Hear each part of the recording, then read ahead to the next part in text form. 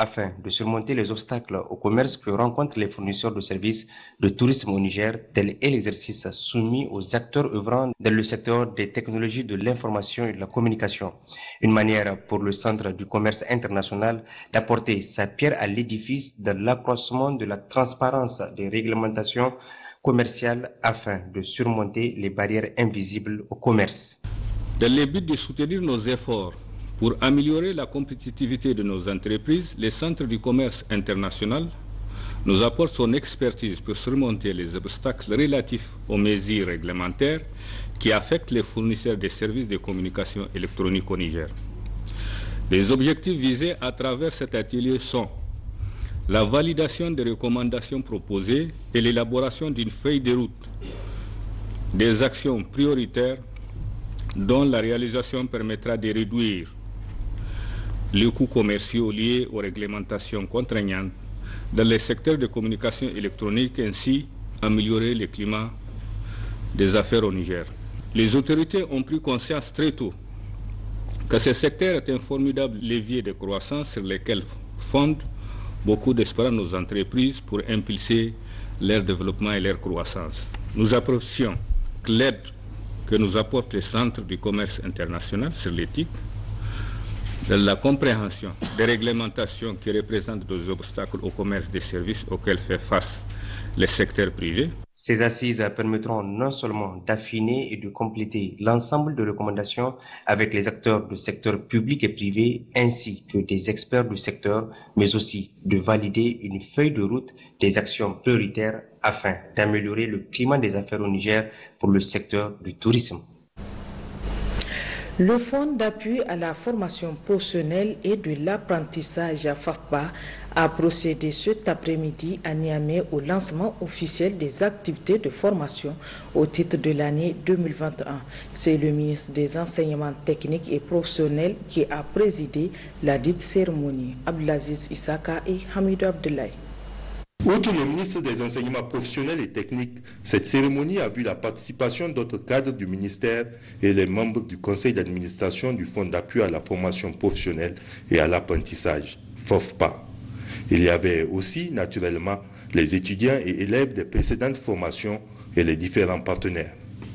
À travers ses missions, formation, insertion et accompagnement, le Fonds d'appui à la formation professionnelle et à l'apprentissage contribue fortement à l'amélioration de l'employabilité des jeunes et à l'essor des secteurs privés et publics. Pour cette année 2021, le FAFPA envisage sur fonds propres avec l'appui des partenaires techniques et financiers la formation de 60 000 bénéficiaires, toutes catégories confondues, et atteindre un taux d'insertion de 80%.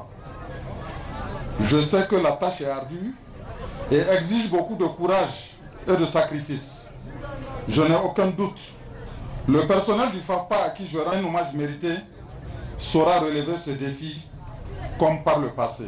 Le FAFPA apporte aussi de façon très remarquable une réponse aux attentes des plus hautes autorités du pays qui ne ménagent aucun effort pour que le marché de l'emploi au Niger soit pourvu à main-d'œuvre qualitative, compétitive et quantitative. Cette cérémonie consacre non seulement le lancement officiel des activités du FAFPA au titre de l'année 2021, mais aussi à la remise de kits individuels et collectifs d'accompagnement à l'insertion en faveur des jeunes formés en apprentissage dual dans les 8 régions du Niger et des équipements des maîtres d'apprentissage. Il s'agit là d'une approche qui va se poursuivre et se renforcer afin de permettre aux jeunes de regagner immédiatement le marché de l'emploi et de développer les capacités d'intervention et d'accueil de maîtres d'apprentissage sans lesquels ces jeunes ne seraient pas formés. La cérémonie a été également marquée par une remise de kits pour le démarrage effectif des activités de jeunes et groupements des jeunes formés dans divers domaines. La première session ordinaire statutaire de la Commission nationale pour la collecte et le contrôle des armes illicites au titre de l'année 2021 s'est ouverte ce matin à Niamey. Il s'agit de faire le bilan des activités 2017-2020 et apprécier la planification pour les années à venir. C'est le ministre directeur de cabinet adjoint du président de la République qui a parrainé l'activité. Précision, Hawa Mahmoudou et Habibou Abdraman. Au regard du défi de taille que constitue la circulation et l'utilisation abusive des armes à feu dans le Sahel en général et le Niger en particulier, la Commission nationale pour la collecte et le contrôle des armes illicites a besoin d'apports conséquents de tous dans l'élaboration et la conduite des stratégies de lutte contre la prolifération et la circulation des armes illicites pour une paix collective et le développement du Niger. C'est donc conscient de la nécessité d'impliquer aussi bien les populations civiles que militaires que la CNCAI organise la présente session. Le ministre directeur de cabinet adjoint du président de la République a affirmé que la problématique de la prolifération des armes est un défi majeur pour notre pays. La présente session précède d'une disposition statutaire et c'est pourquoi je demanderai aux participants de suivre avec attention tous les exposés et autres communications qui seront faites pendant ces 2 jours. Ces 2 jours de travaux, et c'est là afin d'apporter toute observation et contribution susceptible d'aider au renforcement des cadres politiques et institutionnels de la lutte contre le fléau des armes illicites au Niger. Le PNUD et la CEDEAO, partenaires de la CNCAI, prennent à bras le corps cet épineux problème. L'une des principales leçons que le PNUD a apprises au cours des 20 dernières années est que là où les armes légères et la violence armée dominent, le développement recule.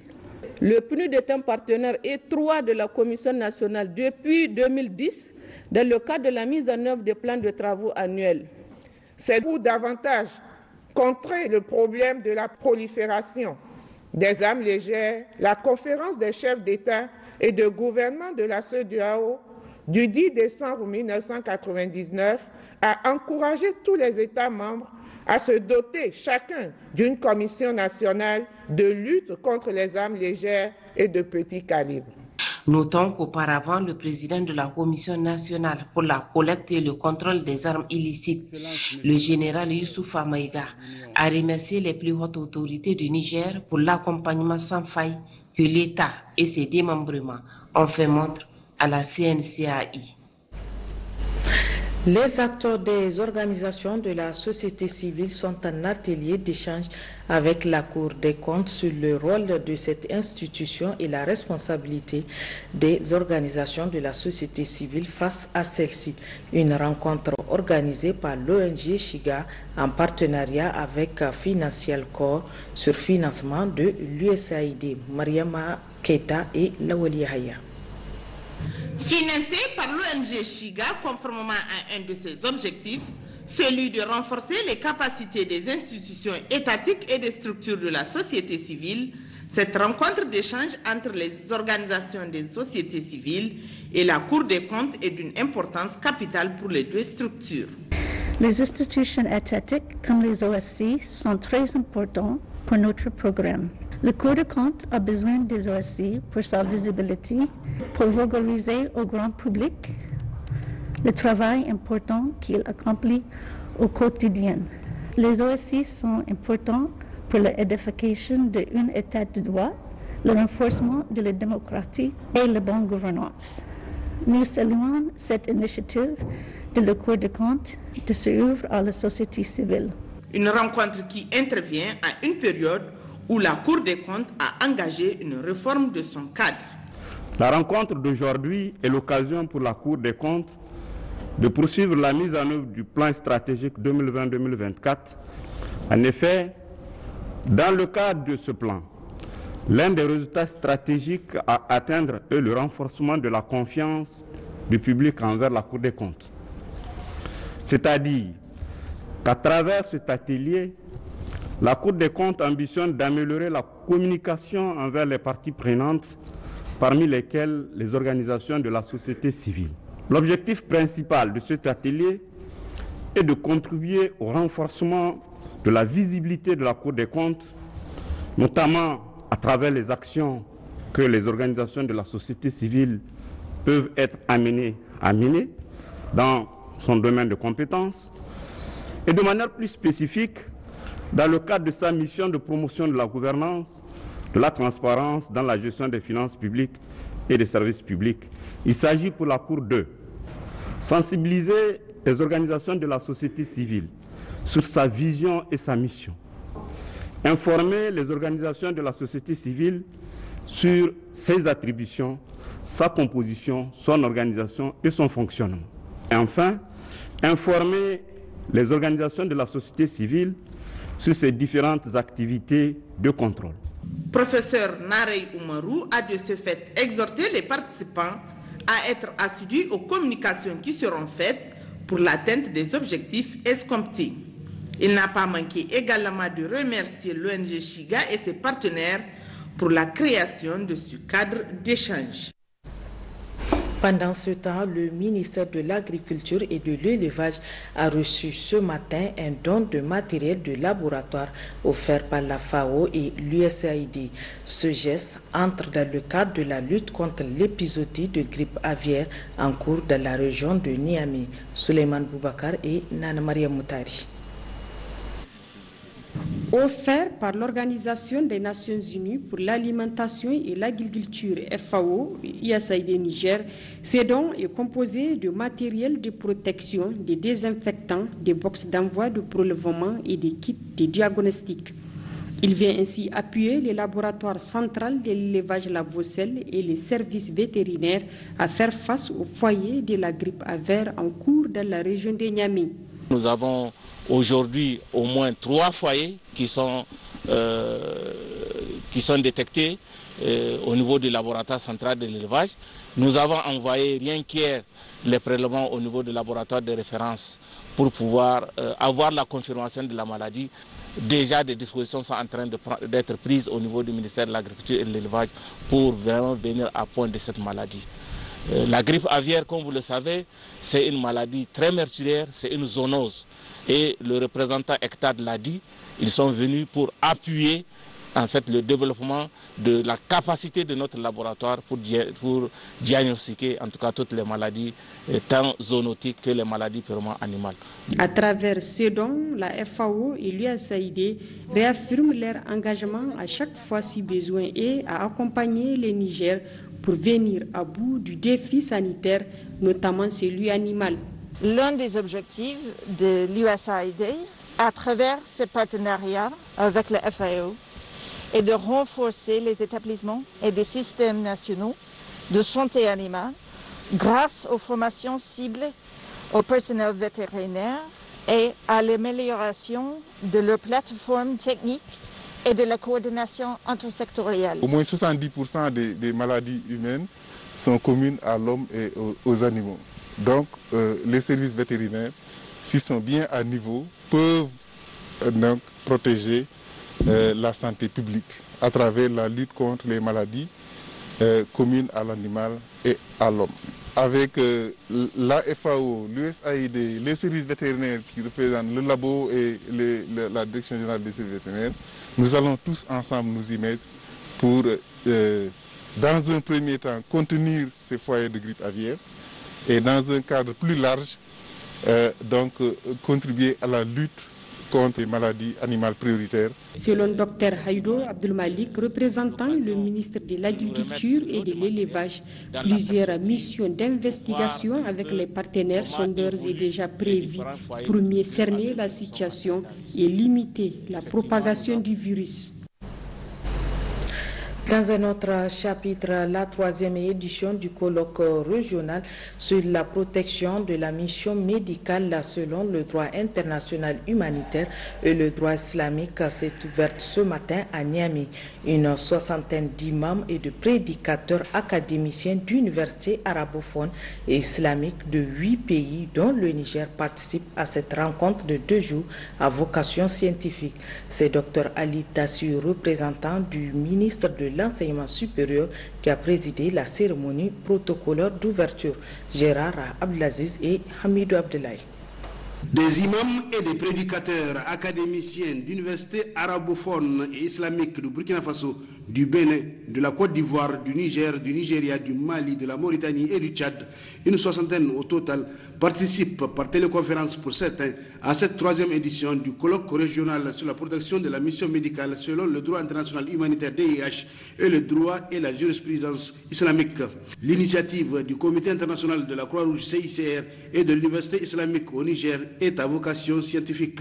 Je trouve particulièrement bien choisi le moment de discuter précisément de la protection de la mission médicale en droit international humanitaire qui règle le comportement qu'on peut adopter ou qu'on ne peut pas adopter pendant les situations de conflit armé, en le combinant avec une perspective du droit islamique qui peut enrichir ce débat pour, j'espère, aboutir à des pistes intéressantes de réflexion.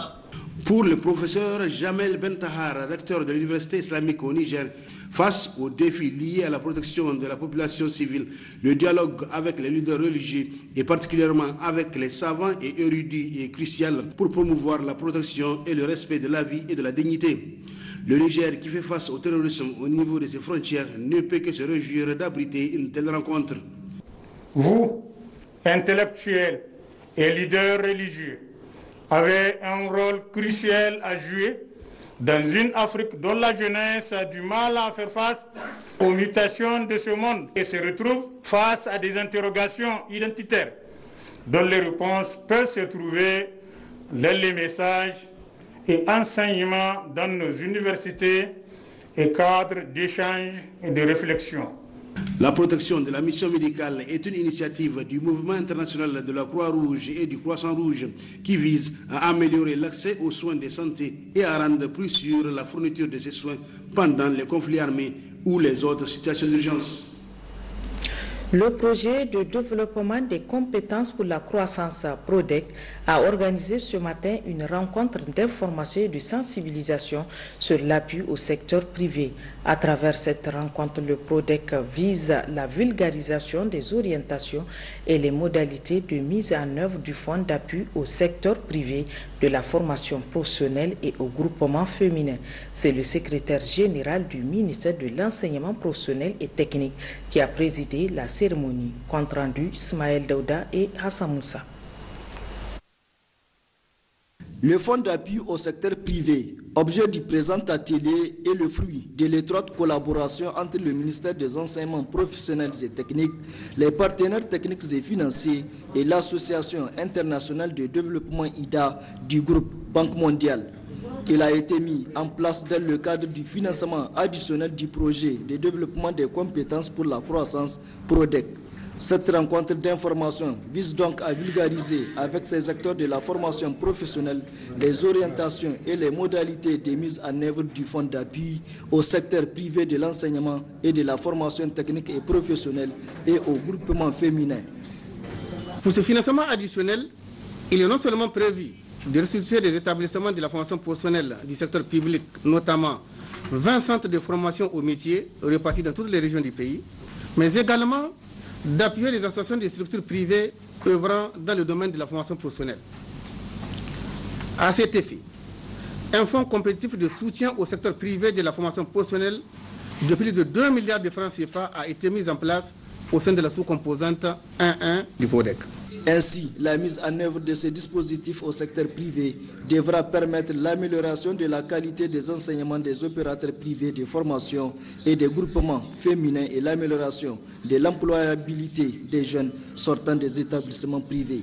Les structures bénéficiaires seront appelées à s'inscrire dans les objectifs du PRODEC et à développer des enseignements dans les secteurs prioritaires identifiés ci-après. La construction, l'agro-industrie, les cuirs et peaux, les métiers spécifiques aux femmes. Ceci aura l'avantage de permettre aux bénéficiaires de disposer de toutes les compétences nécessaires et des équipements et compétences qui leur permettront de délivrer des formations pertinentes, gage d'une insertion professionnelle pour les sortants.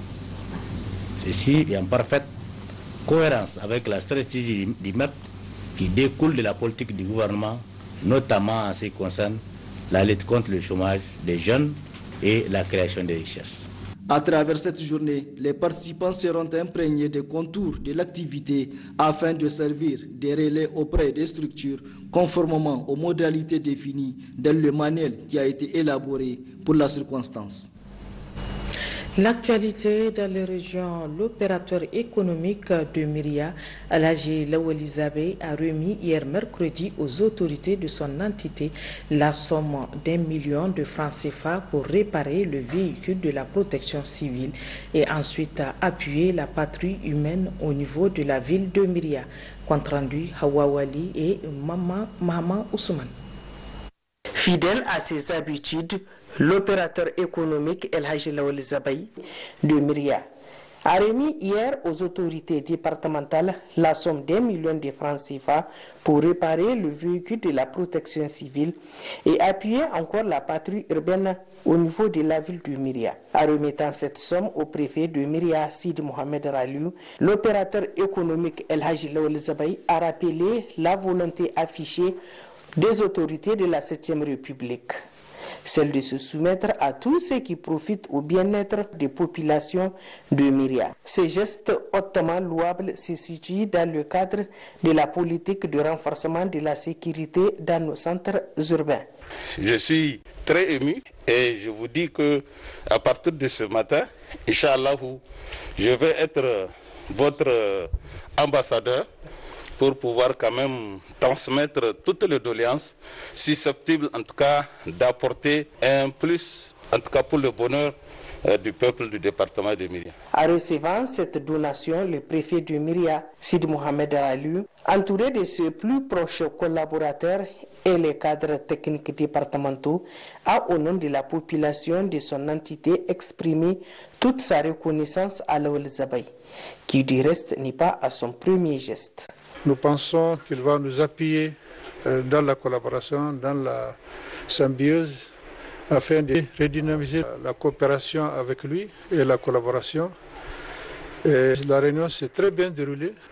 Nous avons considéré qu'il peut être notre porte-parole à tous les niveaux supérieurs de notre pays afin d'apporter notre assistance au bien-être de la population de Myria. Fraîchement élu député national, le généreux donateur a réaffirmé qu'il sera toujours aux côtés de ses concitoyens. Cérémonie d'ouverture ce matin à Tawa des travaux de la caravane d'information, de formation et coaching des jeunes et femmes entrepreneurs sur les procédures du programme d'appui à l'entrepreneuriat 2021 dans la région de Tawa. C'est le secrétaire général adjoint de la région qui a donné le coup d'envoi. Précision, Tahirou Hassan Abdelkader et Mohamedou Agoum. La présente caravane vise comme objectif général de susciter un engouement chez les jeunes et les femmes entrepreneurs et porteurs de projets afin d'accroître leur participation à Tony et Lumeli Entrepreneurship Programme. Une initiative saluée par le président du Conseil régional de la jeunesse d'Ottawa, Abdelrachid Zakou. Il est important que, en tant que jeune, qu'on s'investisse dans l'entrepreneuriat. Il est important. Et d'ailleurs, tous les pays qui se sont développés, si vous vérifiez ou vous regardez, vous allez constater que c'est les petites et les moyennes entreprises qui font booster l'économie d'un pays. Pour sa part, le représentant du ministre de l'entrepreneuriat des jeunes, Mohamed Boukari Mustafa, il a été question d'indiquer les objectifs visés par le programme TEF. La fondation Tommy Eminelu, dont le sigle TEF en anglais, est le champion leader de l'entrepreneuriat en Afrique. Le programme consiste en un engagement de 100 millions de dollars américains sur 10 ans, visant à identifier, former, encadrer et financer 10 000 jeunes entrepreneurs africains. L'objectif est de créer des millions d'emplois et des revenus nécessaires au développement durable du continent. Le secrétaire général adjoint de la région d'Ottawa, Sani Abdoulaye, a félicité quant à lui les anciens lauréats du programme TEF pour l'initiative d'organiser avec l'accompagnement technique du ministère de l'entrepreneuriat des jeunes sur le financement du PNID cette formation, la première du genre dédiée aux jeunes filles et garçons de la région de l'Ader.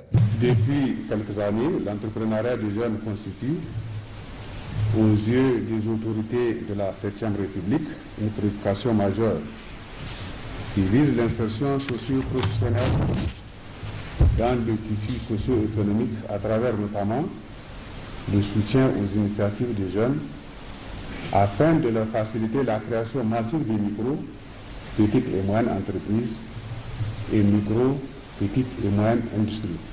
Durant 2 jours de formation, les participants auront à suivre des communications présentées par les anciens lauréats du programme de l'entrepreneuriat TEF sur le processus de soumission des candidatures en ligne.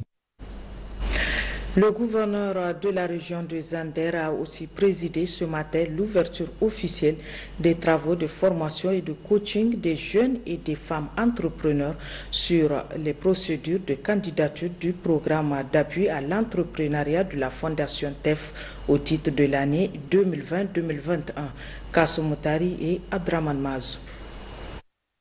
La présente cérémonie marque ainsi le lancement officiel de la formation et coaching des jeunes et femmes sur les procédures de candidature au programme d'appui à l'entrepreneuriat de la Fondation Tony Elimili au titre de l'année Cohort 2021.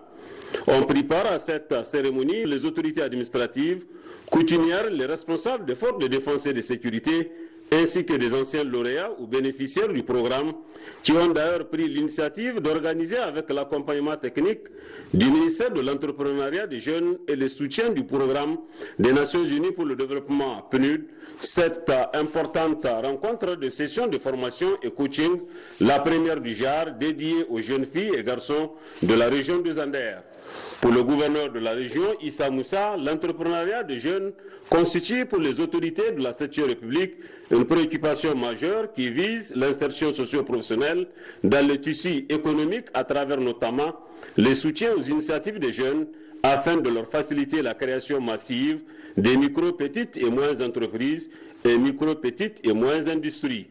Le gouvernement de la 7e République, sous l'impulsion clairvoyante du président de la République, chef de l'État, son Excellence Issoufou Mahamadou, et sur la conduite éclairée de son Premier ministre, Birji Rafini, chef du gouvernement, ne ménagera aucun effort en vue de soutenir cette jeunesse et d'en faire le véritable fer de lance du développement économique.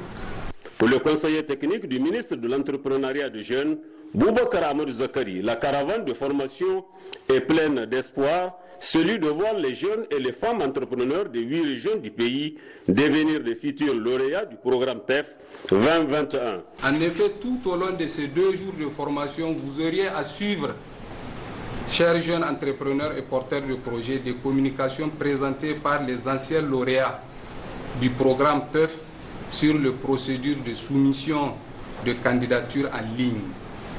Par la même occasion, l'intérêt que suscite cette rencontre se situe aussi dans le fait que nous aurons l'opportunité de discuter amplement sur les opportunités économiques régionales.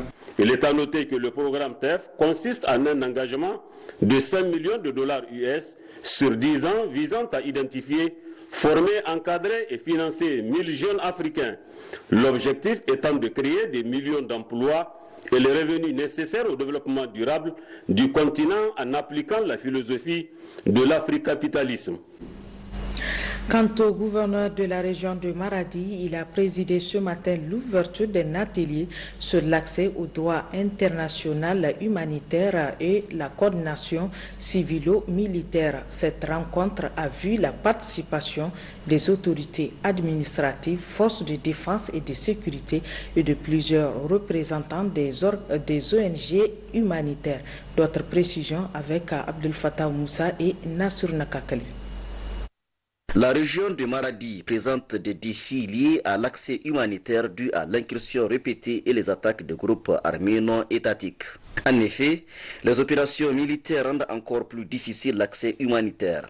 C'est d'ailleurs pour cette raison que l'Organisation pour la coordination des affaires humanitaires OCHA et l'ONG Action contre la faim ACF ont organisé ce présent atelier via la coordination civilo-militaire CM-CORD afin d'améliorer l'action humanitaire de la région région de Maradi. La coordination civilo-militaire vise à cet effet à assurer l'indispensable dialogue et interaction entre les intervenants civils et militaires. Cet atelier a pour objectif de renforcer les connaissances des différents acteurs sur le système de notification des missions humanitaires, d'informer et former les autorités régionales, départementales, militaires et les acteurs de terrain sur les questions d'accès, d'identifier les meilleures approches conformes aux principes directeurs de la coordination civilo-militaire en incluant les autorités administratives régionales et locales, les préfets et maires dans le système de communication et d'accès.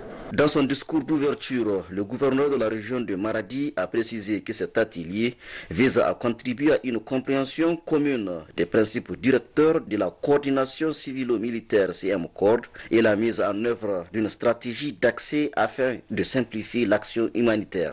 L'atelier qui nous réunit ce matin abordera des thématiques qui constituent à l'évidence des préoccupations communes à l'ensemble des acteurs intervenant dans la région de Maradi. En effet, la coordination civilo-militaire, l'accès humanitaire et le droit international humanitaire me paraissent des thématiques de très haute importance dans le combat quotidien que nous menons pour assister les populations dans le besoin, et Dieu seul sait que notre région en compte des milliers.